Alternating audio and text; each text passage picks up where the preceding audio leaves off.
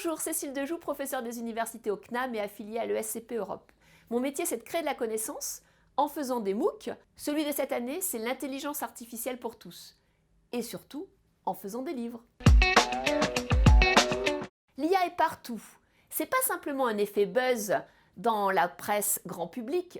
L'IA, c'est dès que vous avez votre téléphone et que vous parlez dis Siri, OK Google, c'est ça.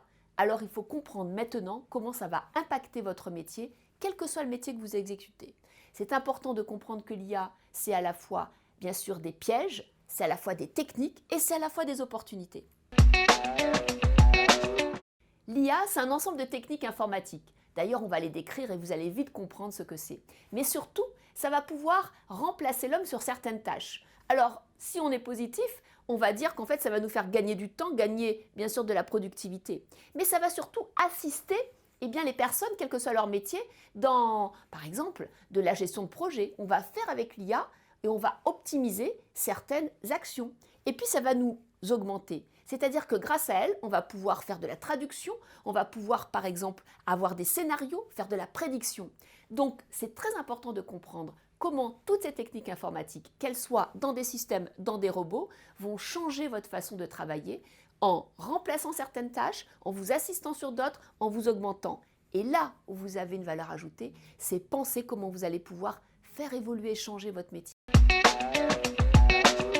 C'est ce que tout le monde croit. On croit qu'il faut apprendre le code pour faire de l'IA. On croit qu'il faut avoir simplement un diplôme en data science pour faire de l'IA. Eh bien non.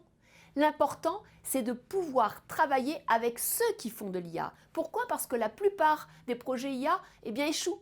Ils échouent. Pourquoi? Parce qu'il n'y a pas les experts métiers dans les équipes transdisciplinaires. Ce qui fonctionne, c'est quand il y a les experts métiers, les collaborateurs et les data scientists et data ingénieurs qui travaillent ensemble. Donc il faut que vous compreniez le vocabulaire, l'univers, les points clés pour participer à cette extraordinaire transformation de tous les métiers. Et c'est pour ça que ce livre est là.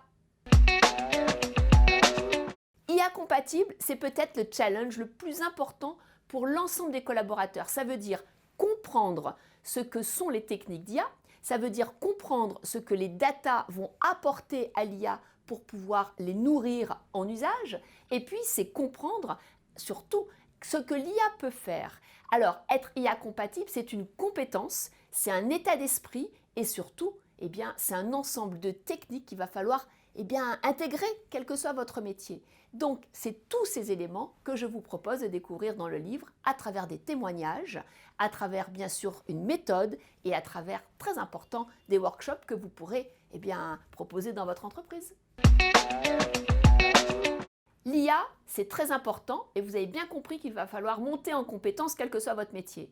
Mais le secret, c'est que si vous devenez quelque part intéressé, acculturé à l'IA, il faudra surtout que vous développez d'autres compétences. Alors ce ne sont pas des soft skills classiques, ce sont des compétences humaines. Et ces compétences humaines qu'on appelle des compétences de centrage, c'est développer votre mémoire, développer votre attention, développer surtout l'énergie qui vous permettra d'avoir suffisamment de réflexion pour pouvoir savoir si vous allez travailler avec l'IA et comment.